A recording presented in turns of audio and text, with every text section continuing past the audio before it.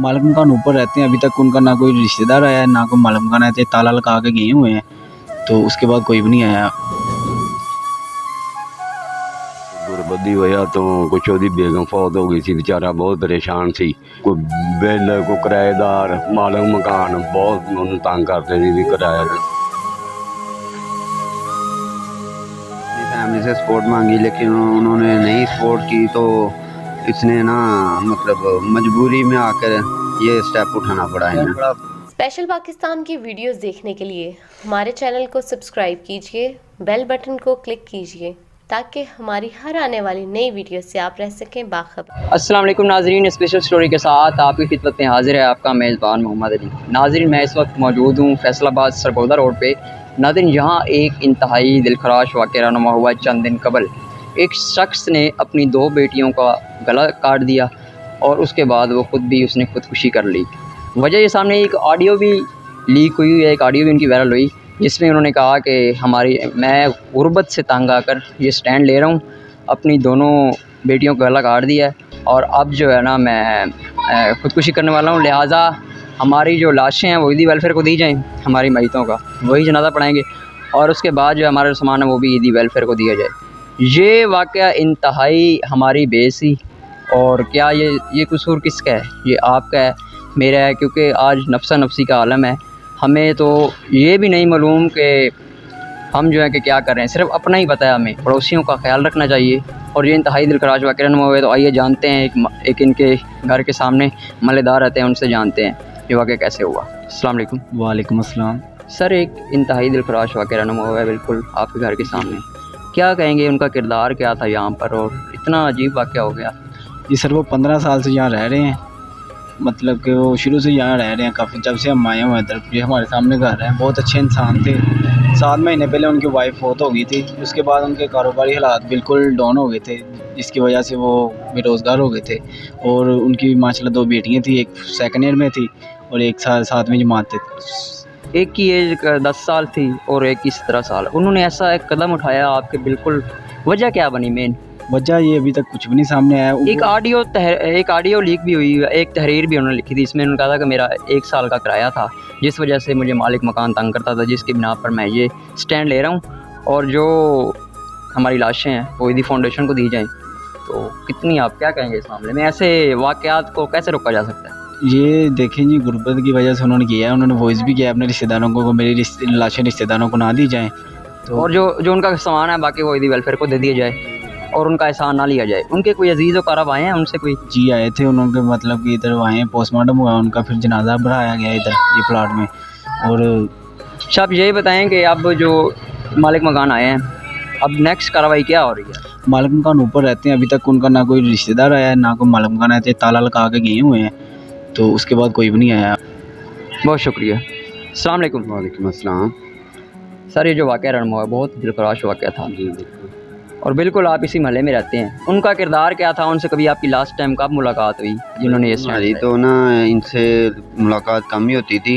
ये ज़्यादातर अपने घर में रहते थे, बाहर नहीं थे निकलते। ये बैंक में जॉब करते थे। अच्छा। तो 6-7 माह से ना ये मतलब डिस्चार्ज हुए थे बैंक से निकाल दिए गए थे, गाड़ी भी मिली थी, अच्छी जॉब थी जी।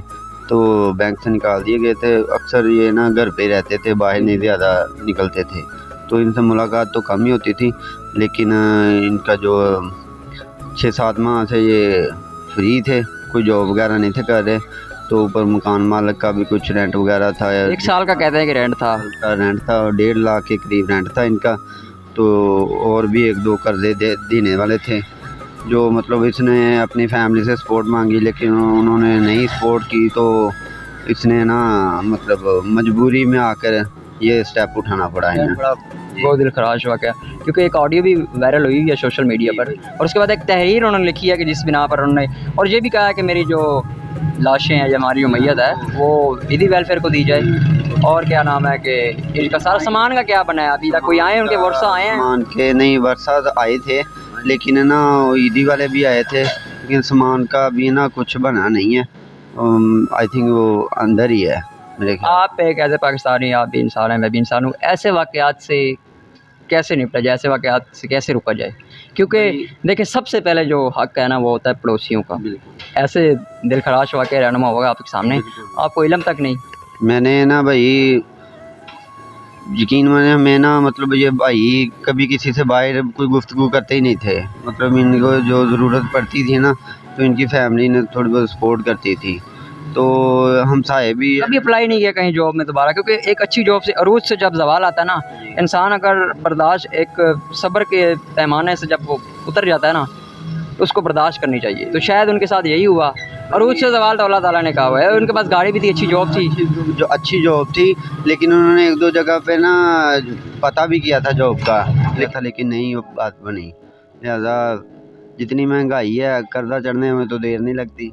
ठीक है। तो हमें चाहिए कि हम लोग अपने अड़ोस पड़ोस के बारे में पूछें। ये हमारा सबसे पहले हक है। नबी पाक सल्लल्लाहु अलैहि वसल्लम ने बताया कि सबसे पहला जो हक है वो पड़ोसी का है। बहुत बहुत शुक्रिया। अस्सलाम वालेकुम। वालेकुम सलाम। सर आपका नाम? सफदर अली। सफदर अली साहब, आप इसी महल में रहते हैं? हाँ जी। चंद रोज़ कबल एक इंतहाई दिलखराश वाक़या रनम हुआ, हर आँख आश्क बाहर है। तो आप क्या कहेंगे इस बारे में कि आपके महल्ले में एक ऐसा वाक़या होगा बिल्कुल आपके अक़ब में बिल्कुल, और उस शख्स ने इतना बड़ा स्टैंड उठा लिया कि कैसे जी हुआ? ਉਹ ਗੁਰਬਤ ਦੀ ਵਜ੍ਹਾ ਤੋਂ ਕੁਛ ਉਹਦੀ ਬੇਗਮ ਫੌਤ ਹੋ ਗਈ ਸੀ, ਵਿਚਾਰਾ ਬਹੁਤ ਪਰੇਸ਼ਾਨ ਸੀ ਤੇ ਬਸ ਉਹ ਕੋਈ ਬਿੱਲ ਕੋਈ ਕਿਰਾਏਦਾਰ ਮਾਲਕ मकान बहुत ਉਹਨੂੰ ਤੰਗ ਕਰਦੇ ਸੀ ਵੀ ਕਿਰਾਇਆ एक साल का किराया हुआ था उनका भी, तो राइट बनता था कि वो एक बार पूछ लेते तो एक, बाकी वो ना कोई नानके पूछने वाले सी ना कोई दाद के। क्योंकि उन्होंने अपनी ऑडियो भी उसमें भी यही कहा था कि मेरी जो मईतें हैं वो ईदी वेलफेयर को दीजिए, हमारा जो सामान है।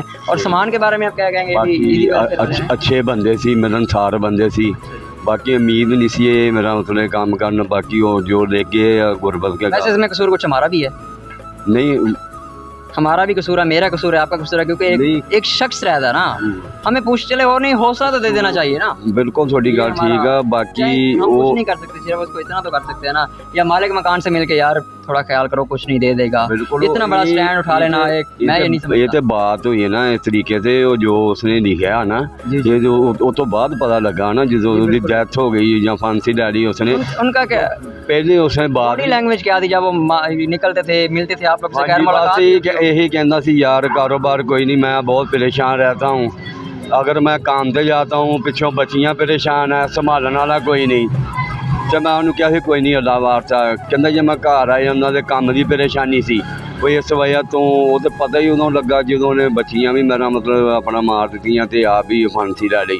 वो तो बाद ही पता लगा ना भी वो कोई किराए का रौला सी, कोई दुध वाले के पैसे सी, जो भी मालूमात सी जो उन्होंने पता सी। बाकी जिसी गल का पता सी वो और मिलते सी महल्ले में, अच्छे बंदे सी, किसी से लड़ाई नहीं सी, किसी से झगड़ा नहीं सी, सफेद पोश आदमी सी, ये भी नहीं सी किसी के हाथ हटा। उसने यही इसलिए तो स्टैंड एक दारी है उसने, तुसी होए या मैं होया तो चलो गया था यार एक दूजे को वक्त साथ लिया, वो नहीं सी करता, ऐसा बंदा नहीं सी है। आज का दौर ऐसा करना चाहिए। हाँ जी करना, बाकी ये अपना शेयर करना चाहिए वा, बहन भाइयों को महल्लेदारों को दसना चाहिए भी मेरी आ मजबूरी है। अच्छा उनके को आया को वर्षा, उनके कोई अजीज़ो कारब, उनसे कोई बात नहीं उन्होंने वाकफ सारे ही आ, वाकफ सारे ही आ, बाकी साढ़े होंदे कोई नहीं उन्होंने आया है। हाँ फौदगी से आए होन पता कोई नहीं हो, बाकी वो समान जिन्होंने कहा से उन्होंने दे देना, वो समान उठा के लै गए सी। अच्छा वेलफेयर वाले ले गए? हाँ जी लै गए सी समान, दूसरे दिन लै गए, तीसरे दिन लै गए सी, कि उन्होंने लिखिया सी मेरा समान मेरियां लाशां उन्होंने हवाले कर लेना। किसी भी हाँ जी अजीज को तकलीफ देने की ज़रूरत नहीं है, तो ये बहुत ही हमारे लिए अच्छे बंदे सी, बाकी पता नहीं क्या उन्होंने जन्नत में आला मुकाम अता फरमाए। ऐसे स्टैंड से बचने के लिए हमने आपने पूछना चाहिए, निकल नमाज किस लिए है? आप मस्जिद में जाते हैं, मस्जिद में नबी पाक सल्लल्लाहु अलैहि वसल्लम सबसे हाल हवा लेते थे। सर यही है कि सिर्फ हम लोग अपनी नफ्सा नफ्सी के आलम में बचने के लिए हमें ये देखना चाहिए। इसके साथ ही अपने मेज़बान मोहम्मद अली को दीजिए इजाज़त। अल्लाह हाफिज़।